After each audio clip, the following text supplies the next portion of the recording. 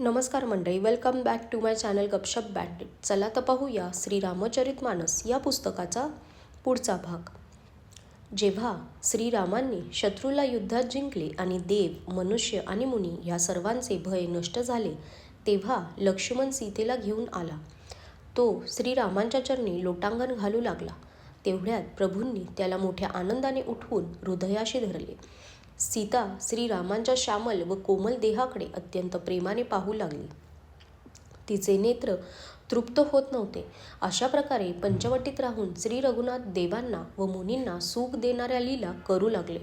खर दूषण यांचा नाश झाल्याचे पाहून शूर्पणखेने जाऊन रावणाला भडकवले. ती मोठ्या क्रोधाने म्हणाली, तुला देशाची व खजिन्याची शुद्ध राहिली नाही. तू दारू पितोस आणि रात्रंदिवस पडून राहतोस.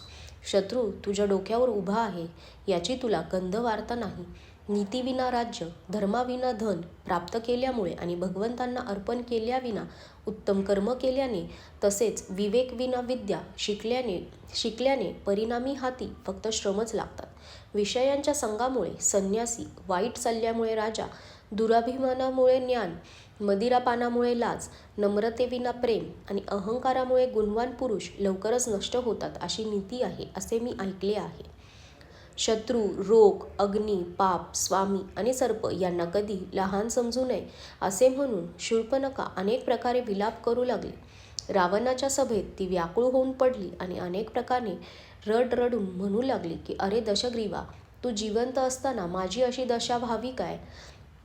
शूर्पणखेचे बोलणे ऐकताच सभासद बेचैन झाले. त्यांनी शूर्पणखेचा हात धरून तिला उठवले आणि तिची समजूत घातली. लंकापती रावण म्हणाला, आधी तुझी हकीकत तर सांग. कुणी तुझे नाक, कान कापले? ती म्हणाली, अयोध्येचा राजा दशरथाचा पुत्र पुरुष सिंह आहेत. वनात ते शिकार करण्यासाठी आले आहेत. मला त्यांची करणी अशी वाटली की ते पृथ्वीला राक्षसरहित करून टाकतील. त्यांच्या भुजबळावर हे दशमुखा मुनी लोक वनात निर्भयपणे वावरू लागले आहेत. दिसायला ते बालक आहेत, परंतु आहेत काळासारखे. ते परमधीर, श्रेष्ठ धनुर्धर आणि अनेक गुणांनी युक्त आहेत. दोघे भाऊ बळाने व प्रतापाने अतुलनीय आहेत. ते दुष्टांचा वध करून देव व मुनींना सुख देणारे आहेत. ते शोभेचे माहेर आहेत. त्यापैकी एकाचे नाव राम आहे. त्यांच्याबरोबर एक सुंदर तरुण स्त्री आहे. विधात्याने त्या स्त्रीला रूपाची राशी बनवले आहे. ती इतकी सुंदर आहे की 100 कोटी रतींना तिच्यावरून ओवाळून टाकावे. रामाच्या लहान भावाने माझे नाक, कान कापून टाकले. मी तुझी बहीण आहे हे ऐकून ते माझी चेष्टा करू लागले. माझी हाक ऐकून खर दूषण मदतीला आले, परंतु एका क्षणात रामाने सर्व सेना मारून टाकली. खर, दूषण आणि त्रिशिरा यांचा वध झाल्याचे ऐकून रावणाच्या सर्व अंगाची लाही झाली. त्यांनी शूर्पणखेची समजूत घालून पुष्कळ प्रकारे आपल्या बळाची प्रौढी सांगितली, परंतु मनातून तो अत्यंत चिंतित होऊन आपल्या महालात गेला. त्याला रात्रभर झोप आली नाही.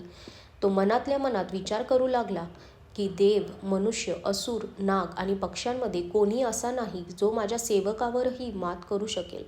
खर, दूषण तर माझ्यासारखेच बलवान होते. त्यांना भगवंताशिवाय दुसरा कोण मारू शकेल? देवांना आनंद देणाऱ्या व पृथ्वीचा भार हरण करणाऱ्या भगवंतानेच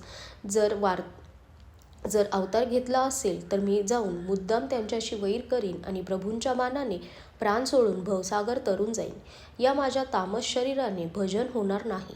म्हणून काया वाचा मनाने त्यांच्याशी वैर करणे हाच माझा दृढ निश्चय आहे. आणि जर ते मनुष्यरूप असलेले कुणी राजकुमार असतील तर मी त्या दोघांना युद्धात जिंकून त्यांच्या स्त्रीचे हरण करीन. असा विचार करून रावण समुद्र तटावर जिथे मारीच राहत होता तिथे रथात बसून एकटाच गेला. शिव म्हणतात, हे पार्वती, इथे श्रीरामचंद्रांनी काय युक्ती केली ती सुंदर कथा ऐक. लक्ष्मण जेव्हा कंद, मूल, फल आणण्यासाठी वनात गेला तेव्हा एकांतात कृपा व सुखाचे निधान असलेले श्रीरामचंद्र हसून जानकीला म्हणाले, हे प्रिये, हे सुंदर पातिव्रत्य धर्माचे पालन करणाऱ्या सुशीले, ऐक. मी आता काही मनोहर मनुष्य लीला करीन. म्हणून मी राक्षसांचा नाश करीपर्यंत तू अग्नीत निवास कर. श्रीरामांनी सर्व समजावून सांगताच सीतेने प्रभूंचे चरण हृदयात धारण करून ती अग्नीमध्ये समाविष्ट झाली. सीतेने आपलीच छायामूर्ती येथे ठेवली. ती तिच्यासारखीच शील स्वभाव, रूपाची आणि विनम्र होती. भगवंतांनी जी लीला मांडली होती तिचे रहस्य लक्ष्मणाला सुद्धा समजले नाही. स्वार्थपरायण आणि नीच रावण मारीचाकडे गेला व त्याच्यापुढे नतमस्तक झाला. नीच मनुष्याने नम्रता दाखवणे हे अत्यंत दुःखदायक असते. जसे अंकुश, धनुष्य, साप व मांजर यांचे झुकणे. हे भवानी, दुष्टाची गोड वाणीसुद्धा भय देणारी असते. ज्याप्रमाणे ऋतू नसताना फूल उमलणे भयसूचक असते. मग मारीचाने रावणाचा सन्मान करून आदराने विचारले, हे स्वामी, तुमचे मन कशामुळे इतके बेचैन आहे आणि तुम्ही एकटेच कसे आलात? भाग्यहीन रावणाने सर्व कथा अभिमानाने त्याला सांगितली आणि म्हटले, तू फसवणारा कपटमृग बन. त्या उपायाने मी त्या राजवधूला हरण करून आणीन. तेव्हा मारीच म्हणाला, हे दशानन, ऐका.